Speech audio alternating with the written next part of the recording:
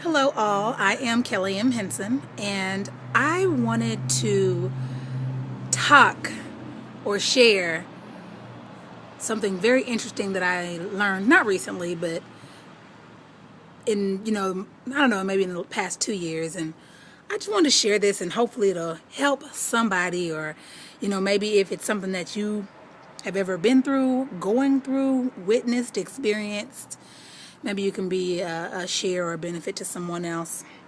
And let me start by saying I love. Did I say love? I love our brothers. Black, red and yellow, black and white. They are precious in my sight. I love them all. But sometimes they try to be sneaky. And it's our job as sisters, as friends, colleagues, even foes. Because I wouldn't want some of this stuff, I wouldn't want my foes to even go through. But I think it's our job as ladies to share and to educate and, just let people in sometimes on some different things that you've seen that you've experienced and have witnessed to be kind of sneaky and shady. So I met this guy, very handsome Southern gentleman from Arkansas. So we connected very well because my mom's family's from Arkansas. And we just connected. He was a business owner as well, and definitely had some plans and some goals in life that he was trying to attain. And I really could see how both of us together could, really make something pretty powerful. And I was very attracted by that. I was very intrigued by that. He was a civil engineer. He was one of the managers that would go out and survey the land before they would start drilling or doing whatever they do, engineering. And he would make sure that they had whatever they needed, safety, all that jazz, permits, yada yada yada. So I was attracted by that, and God-fearing, talked about church, and I thought things were working out pretty good. So I noticed a couple of things. I noticed that we would talk, but we would talk during the day. Now, that wasn't uncommon. We would talk during the day, but I noticed that at night we would not talk. No text messages, like around a certain time. No text messages, no calling. Or if I did text message and call him, he would respond back the next morning.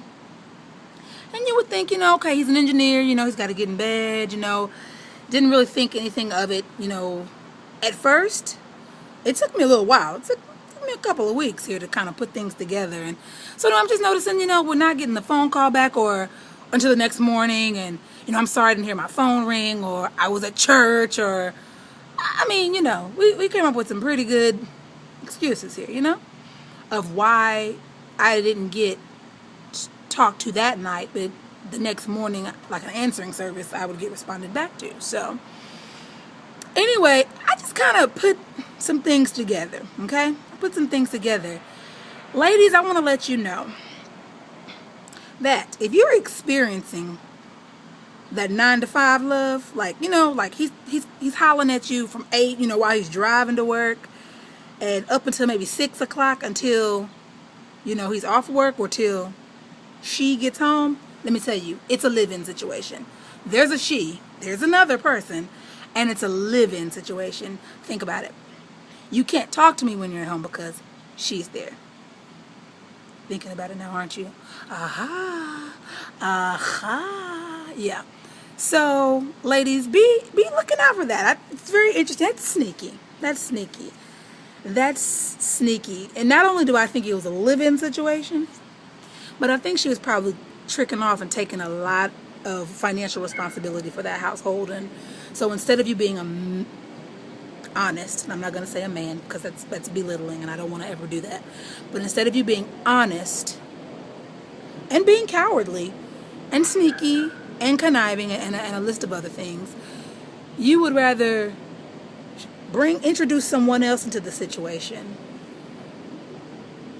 be dishonest to her, and just being dishonest all around, putting other people in the situation that you're not happy.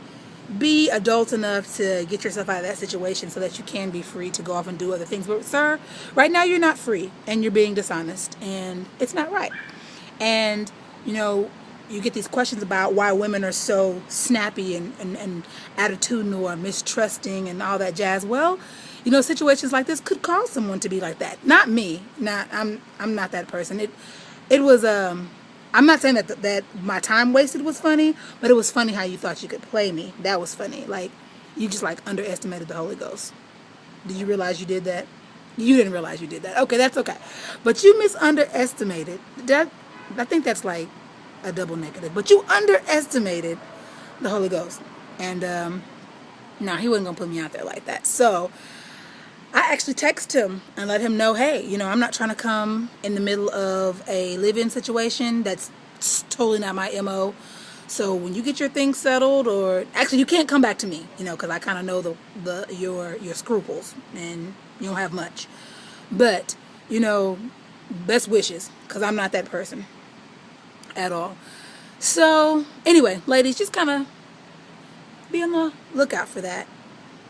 He's not talking to you after work necessarily, like late in the afternoon, because she's there. She's in the bed. She's cooking dinner. She can't be texting you while she's cooking dinner, right? Right. Calling you, I'm just checking on you, calling on you on the way to work, or I'm texting you during lunch, and then they'll try to be smooth. Oh, they'll try to be smooth and say, I was just thinking about you at lunch. You know, you were just thinking about me while you had some free time. Not really because of like your sandwich you were eating and it reminded me of you. No, not really. So anyway, this is Kelly M. Henson signing off. I want to know what you think. Ladies, have you ever experienced this? Is there any other time that this would be acceptable and maybe it's okay for him to just call you during 9 to 5, you know? Let me know. Let me know what you think. Have you ever experienced it? Don't talk about anybody else's business. Talk about your own. You know how we do. But anyway, let me know. I can't wait to read. Have a good day.